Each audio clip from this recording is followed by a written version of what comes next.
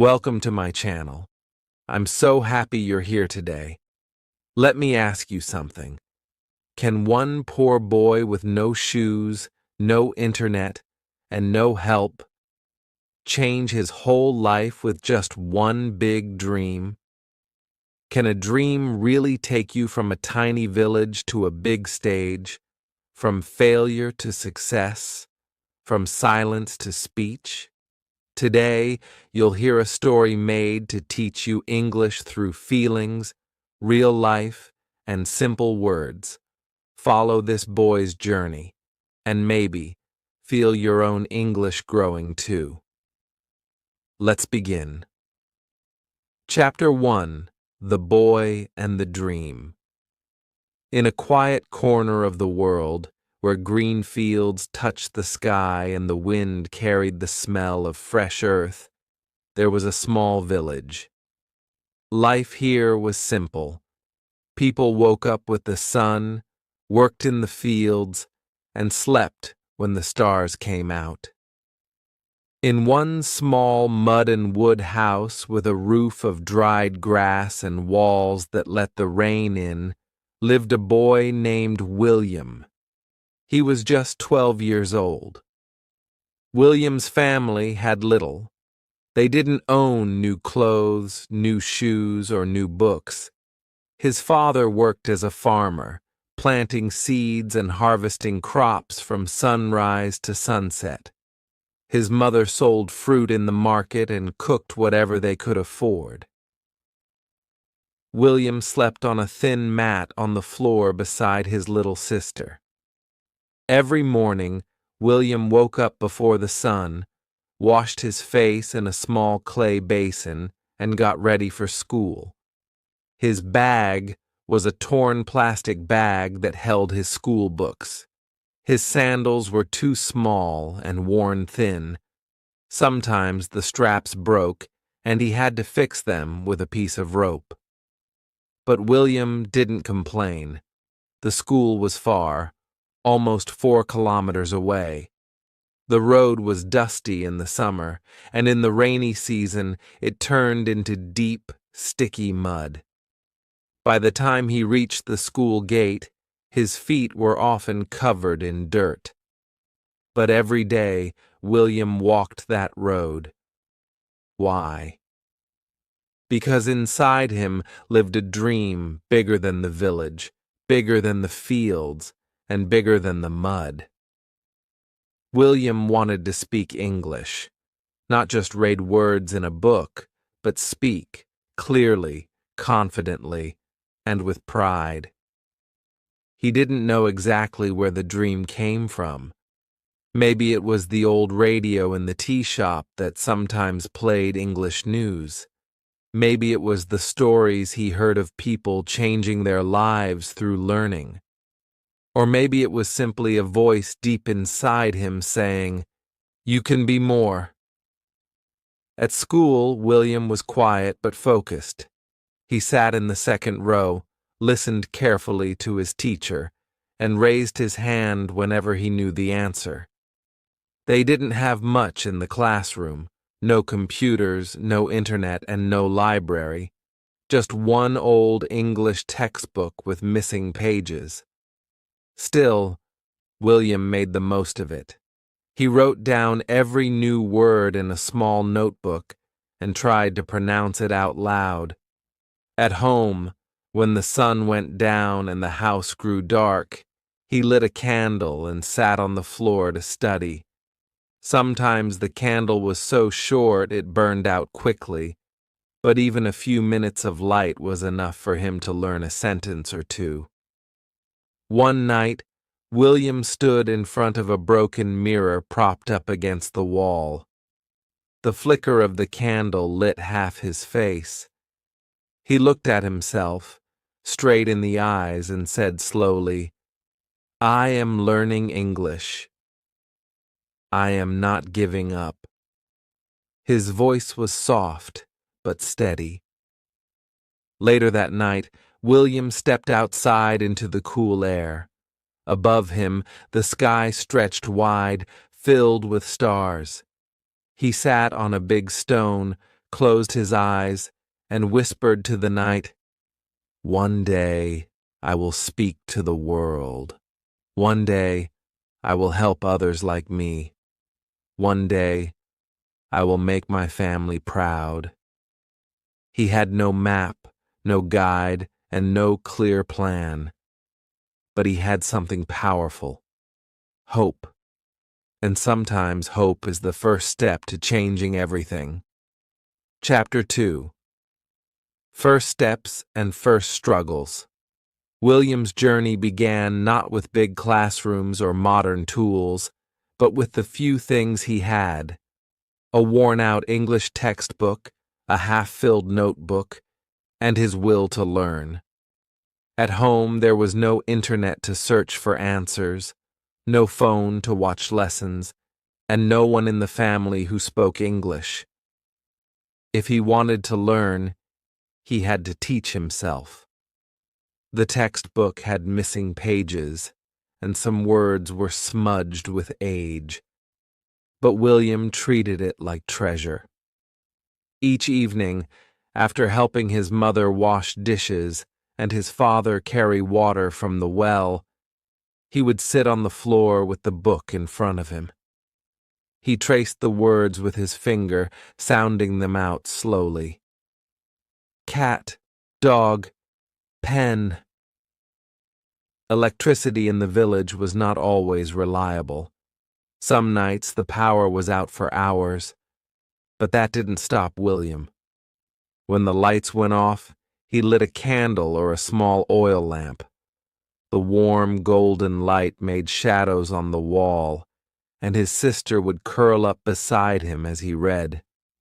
One night, he tore a piece of old cardboard from a box and cut it into small squares.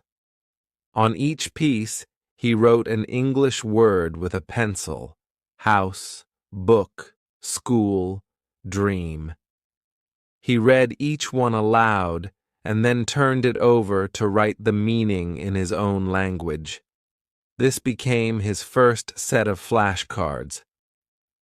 Sometimes he would take his sister's hand, look her in the eye, and say in slow English, "My name is William." She would giggle and try to copy him. "My name is Amir." They laughed together, but deep inside, he knew these small moments were building something big. In the stillness of the night, when the rest of the village slept, William's voice could be heard softly repeating sentences. "I am a boy. I go to school. I like to learn." His pronunciation wasn't perfect, but his heart was in every word. There were days when his eyes felt heavy and his hands were sore from farm work. Some evenings, he wanted to just lie down and sleep. But then he would remember the dream he had whispered to the stars, and he would open the book again. Learning under candlelight, with no guide but his own determination, William was planting seeds for his future. Seeds that no one could see yet, but one day they would grow. Chapter 3. The Exam That Breaks His Heart. One morning, the headmaster made an announcement that sent a wave of excitement through the school. There would be a scholarship exam in 2 months. The top 5 students would win a place in a better school in the nearby town, a school with real classrooms, skilled teachers, a library, and even a computer lab. For William, it sounded like a doorway to another world. From that day on, his focus sharpened like never before. He studied in the early mornings before farm work and late into the night after chores. On pieces of scrap paper, he wrote grammar rules and taped them to the mud walls of his home. I am, you are, he is. He repeated them while carrying water, feeding the goats, and walking the long road to school. The other children sometimes laughed at his seriousness. "Why do you study so much?" they teased.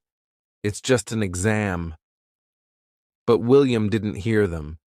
In his mind, he saw the city school, the shelves of books, the glow of a computer screen. This was his chance to break free from the limits around him. The night before the exam, he sat with his little sister by the candlelight. She watched him write practice sentences, her small head leaning on his shoulder. "You will win," she said softly. William smiled. "Inshallah," he whispered. "I will try my best." On exam day, William wore his cleanest shirt, washed and dried by his mother the night before. His hair was neatly combed, and he carried his books in the same torn plastic bag. The walk to school felt longer than usual. His heart pounded with each step. Inside the exam hall, his hands trembled as the papers were handed out. He took a deep breath and began. Some questions were easy. Others made him pause, but he tried to remember everything he had studied. He wrote carefully, checked his answers twice, and when time was called, he put down his pencil, feeling tired but hopeful. The days that followed moved slowly. Every morning, William's eyes would drift toward the notice board, hoping to see his name among the winners. Finally, the results were posted. Students rushed to check. Laughter, cheers, and sighs filled the air. William scanned the list quickly. His eyes darted from top to bottom. No name. He read again, slower this time, each line stabbing his hope a little deeper. Still nothing. It felt as if the ground beneath him had disappeared. The sounds of the schoolyard faded. His classmates walked past, some smiling, some whispering.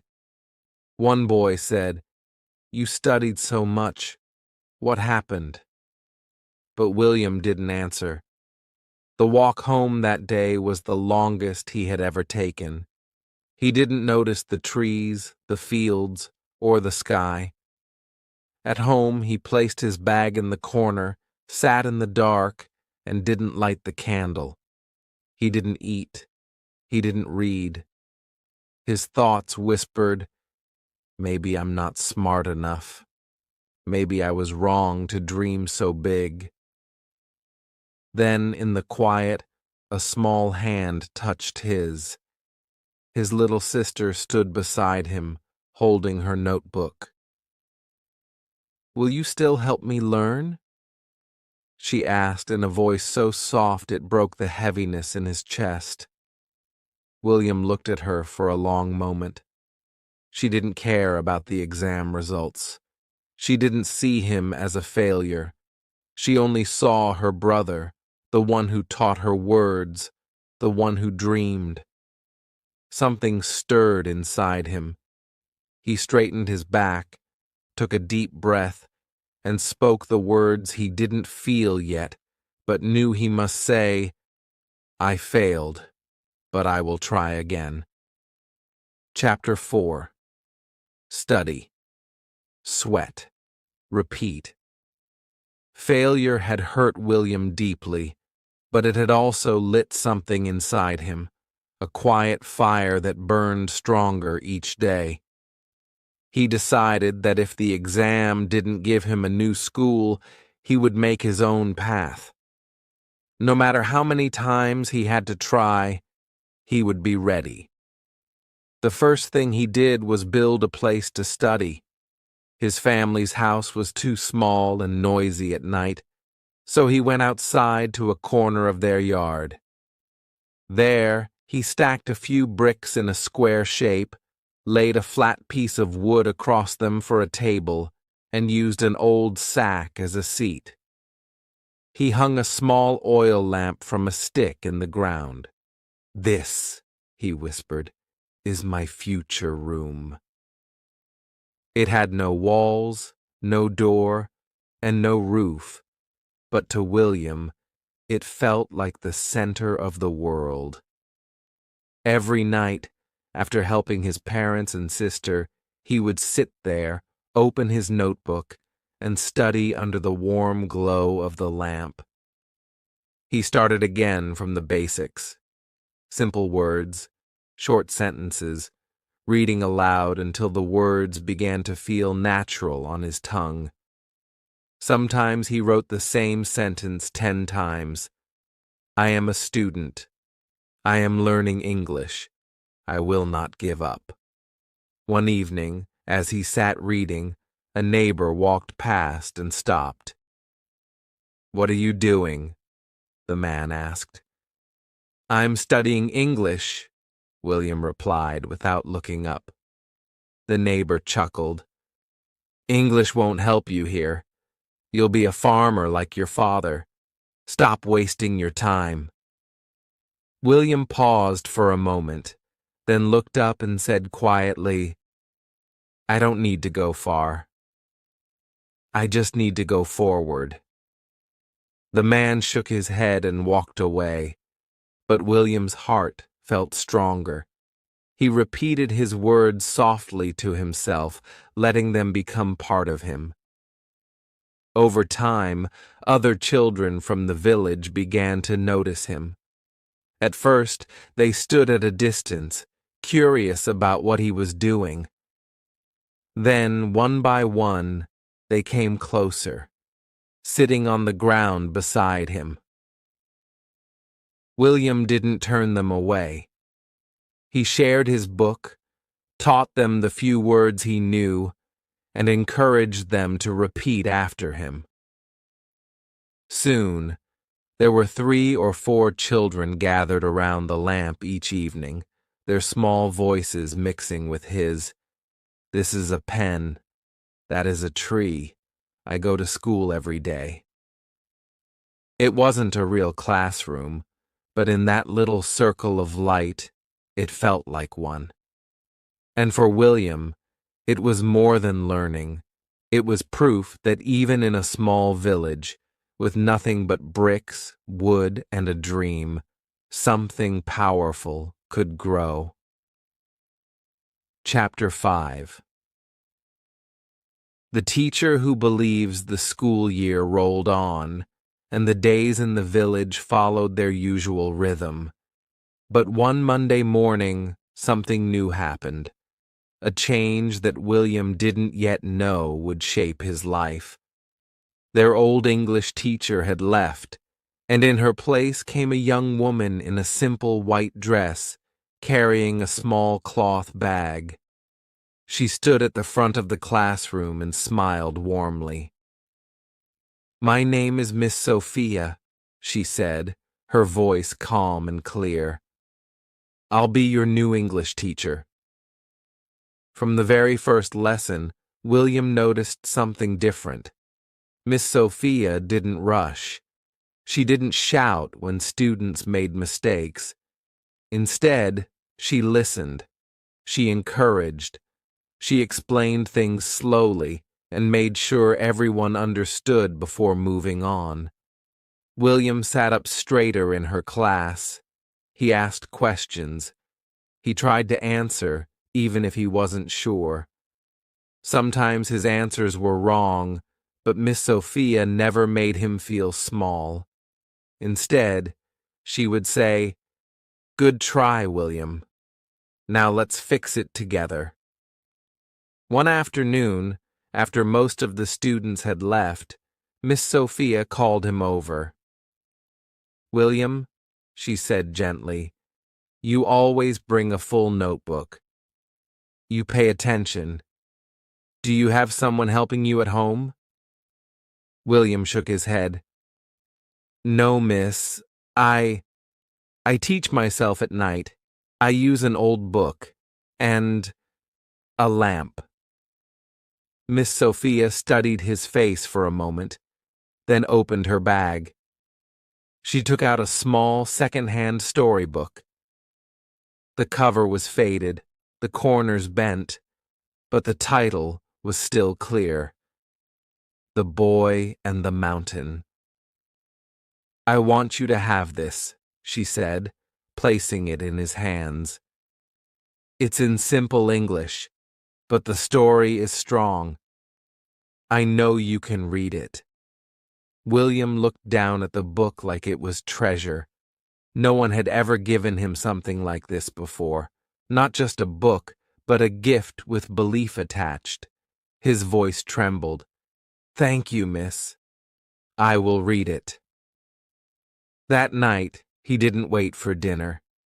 He ran to his future room, lit the lamp, and opened the first page. His finger traced each word as he read slowly. Once there was a boy who dreamed of climbing the tallest mountain. The more he read, the more his heart beat faster. The boy in the story was poor, just like him. People laughed at him, just like they laughed at William. And yet, the boy kept climbing, step by step, never giving up. By the time the lamp burned low, William had finished the first half of the book. His eyes were heavy, but his mind was wide awake. He leaned back, looked at the stars, and whispered, "This boy is me." For the first time, William didn't just see his dream. He saw himself living it. Chapter 6. The Speech Contest. It was a warm afternoon when Miss Sophia walked into the classroom holding a piece of paper with an excited smile. She looked around and then called out, "William, I have something for you." He stood up, a little unsure, and walked to her desk. She handed him the paper. "Our school has been invited to a regional English speech competition next month. Students from many villages will take part, and I want you to represent our school." William froze. "Me? A speech? In English?" Miss Sophia nodded. "Yes. You've worked so hard, William. You don't need perfect grammar. You just need your real story." That night, William could barely sleep. The thought of standing on a stage in front of strangers, speaking in English, it made his stomach twist. What if he forgot his words? What if people laughed at him? The next day, he told Miss Sophia quietly, "I want to try, but I'm scared." She smiled gently. "Good. If it scares you, it means it's important, and we will practice together every single day." And so they did. After classes, William stayed behind in the empty room. Miss Sophia helped him choose his topic, dreams. He wrote his first line carefully. "My dream is to become a teacher and help children like me." Every day, they practiced. Miss Sophia corrected his sentences. Say, "I want to help," not "I wanting." She taught him how to pause, how to look at the audience, and how to breathe when his heart was racing. At home, William practiced in front of the mirror, in his future room, and even while walking to school. Sometimes his sister sat on the mat, listening as he spoke. "You sound like a real speaker," she said one night, her eyes wide. The day of the contest arrived. William wore his cleanest shirt pressed as neatly as possible. His parents walked him to the road, their faces proud. The school truck carried him and a few others to the town. The contest hall was huge. Rows of chairs, shiny floors, big windows letting in streams of light. William's hands felt cold. Students from other schools looked confident, some reading from printed cards, others holding shiny folders. William had only his notebook. One by one, speakers went up, some loud, some funny, some with perfect English. William listened, but his thoughts were loud in his head. Remember to breathe. Remember your words. Then came his name.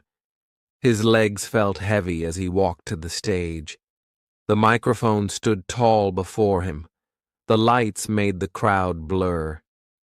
He took a deep breath and began. My name is William.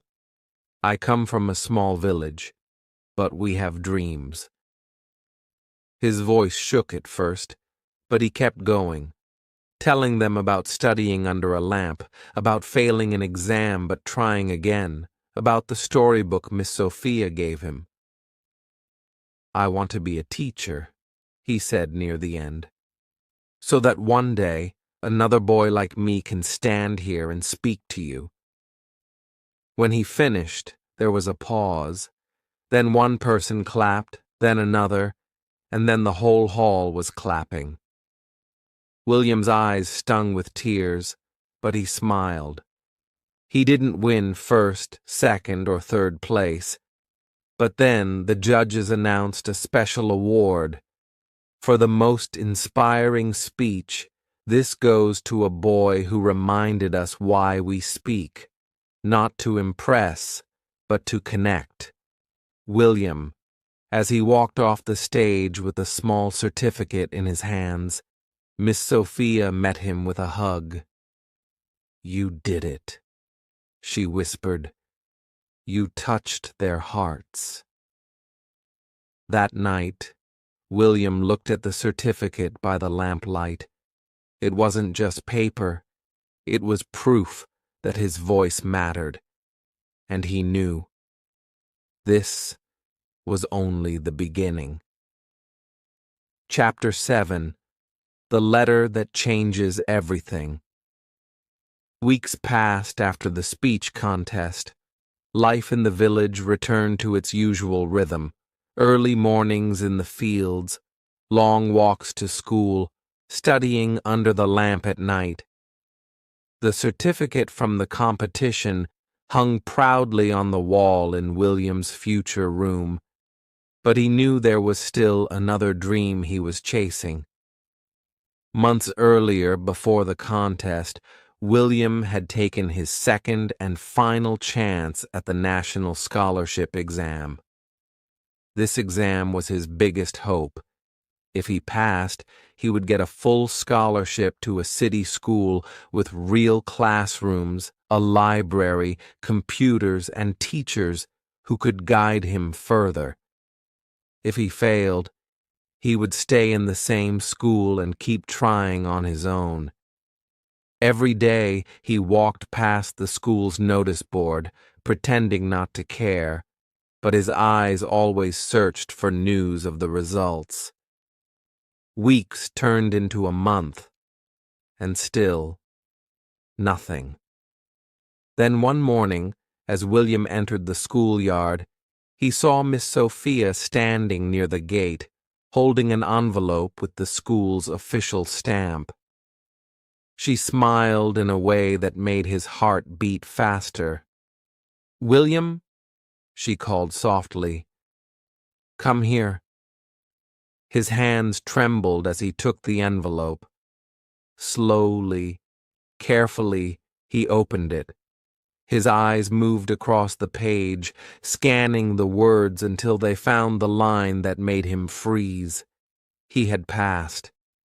Not only passed, he was in the top 5% in the entire region. And at the bottom of the page, in bold letters, it said, "Full scholarship awarded. Tuition, books, housing, everything covered." William's knees felt weak. He sat down right there on the ground, the letter still in his hands. His voice came out as a whisper, full of disbelief and joy. "I did it." Miss Sophia's eyes were wet as she said, "Yes, William, you did." When he reached home and showed the letter to his parents, his mother cried openly, holding the paper to her chest. His father, a man of few words, put his hand on William's shoulder and said, "This is your time, son." His little sister jumped up and down, shouting, "You're going to the city!" The news spread quickly through the village. People who once laughed at him now came forward with smiles and blessings. "We are proud of you, William," they said. "Go and make something great." That night, William sat under the stars once again, the same stars he had whispered his dream to years before. Only now he had something new, proof that dreams could grow into reality if you fed them with hard work, hope, and courage. He held the letter close and said softly to the night, "This is not the end. This is the next step." Chapter 8. A New World in the City. The day William left for the city, the whole village seemed to gather at the road. His parents stood close, trying to hide their tears. His little sister held his hand tightly until the last moment. When the bus arrived, William climbed aboard with a small bag. Inside were 2 shirts, 1 pair of trousers, his old notebook, and the precious storybook from Miss Sophia. The city was nothing like the village. The buildings were tall, the roads noisy, and people moved fast, as if they were always late for something. The air smelled of fuel and food he didn't recognize. The school itself was bigger than anything he had seen. Tall gates, long hallways, and classrooms with proper desks and fans. He was given a bed in a dormitory with 3 other boys. The room was crowded, and the noise never seemed to stop. Footsteps in the hall, doors opening and closing, voices calling from outside. At night, he sometimes missed the quiet of the village and the sound of crickets under the stars. The food in the school cafeteria was strange to him, soft bread instead of rice, thick soups with spices he didn't know. Some meals he liked, others he swallowed just to fill his stomach. But in the middle of all this change, William found treasures. The school had a library, rows and rows of books, all waiting to be read. The first time he stepped inside, the smell of paper and ink felt like magic. He ran his fingers over the spines, amazed that so many words existed in one place. Then he discovered the English Club. Students gathered after school to practice speaking, play vocabulary games, and listen to each other's stories. At first, William sat quietly, afraid to make mistakes, but slowly he began to join in, saying a sentence here, a question there. The other students didn't laugh, they encouraged him. And then came the moment that made his heart race, a computer lab.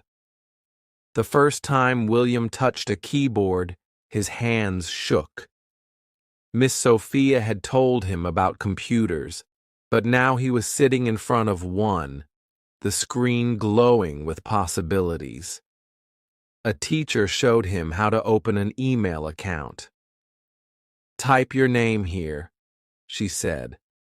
The keys felt stiff under his fingers. Letter by letter he wrote his name. Then he typed his very first message. "Hello, my name is William. This is my first email." When he pressed send, he smiled so wide his cheeks hurt.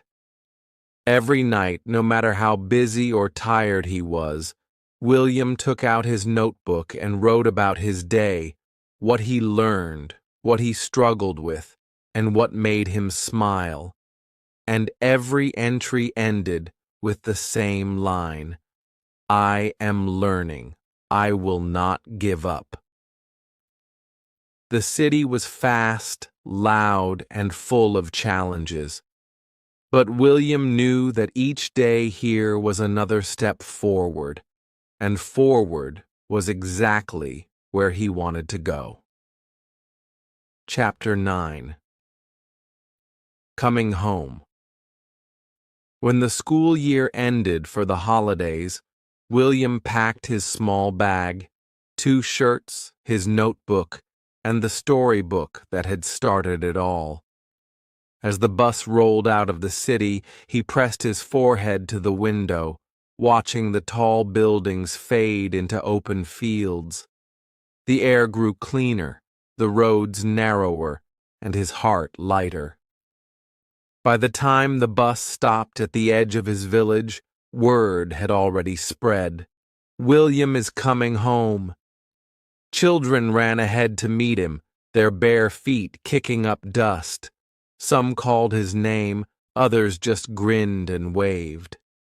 One little girl, no older than 6, walked shyly up to him. She held a small yellow flower in her hand.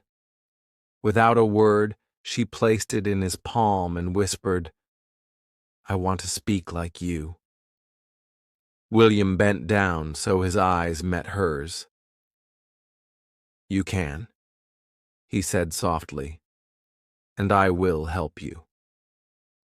The next morning, William walked to his old school. The cracked walls, dusty desks, and narrow hallways were all the same, but he felt different. He wasn't the quiet boy in the second row anymore. He was someone who had seen a bigger world, someone who had learned, tried, failed, and risen again. Miss Sophia greeted him with a smile that was both proud and warm. William, she said, would you like to speak to the class? He nodded, his heart beating fast, not from fear but from excitement. He stepped into the classroom where he had once sat silently, afraid to say a word. The students stared at him with wide eyes. Some whispered to each other. William picked up a piece of chalk and walked to the board. For a moment he stood there, remembering the boy he used to be, the boy with the torn plastic bag, the broken sandals, and the dream too big for others to understand. Then, with a steady voice, he wrote and spoke the words, My name is William. I am a teacher now, and I believe in you. The room fell silent. The students' eyes were fixed on him. Then, slowly, smiles spread across their faces. A few clapped. Some nodded, and one boy at the back whispered to his friend, I want to be like him. William looked around the room, his heart full. He knew in that moment that his dream was no longer just his. It belonged to every child who dared to believe that they, too, could rise. Chapter 10. Sharing the Dream. The holidays were short, but William knew he couldn't let them pass without doing something meaningful. He remembered the promise he had made to the little girl with the yellow flower and to himself. So, one evening, he returned to the same spot in his yard where years ago he had built his future room. The bricks were still there, though worn by time and weather. The flat wooden board that served as a table was cracked, but still steady. He cleaned the space, placed the same old oil lamp in the center, and lit it.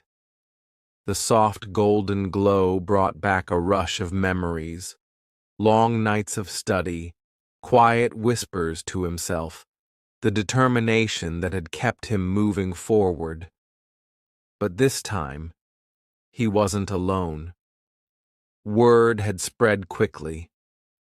Children from the village began to arrive, some barefoot, some carrying little notebooks, some with nothing at all but a hunger to learn. They sat cross-legged on the ground, eyes bright, waiting for him to begin. William reached into his bag and pulled out the book Miss Sophia had given him years ago, The Boy and the Mountain. The cover was even more faded now, the corners soft from use. He held it up so everyone could see. "This," he said, "is the book that helped me believe I could climb my own mountain. Tonight, we will read it together." He opened to the first page and began reading slowly, clearly, stopping to explain words and letting the children repeat them after him. Their voices rose and fell together, filling the night air with English words that might have once felt impossible to say. As he looked around, William felt something deep in his heart. The faces lit by the lamp weren't just students, they were dreamers, just like he once was. When the lesson ended, he closed the book and looked at them with a smile. "Dreams," he said, "are not just for dreaming. They're for sharing. And now, my dream is to help you reach yours." The children nodded. Some clapped softly.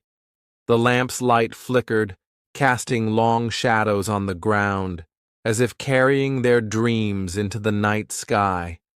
And there, in the same future room where his own journey had begun, William realized something beautiful.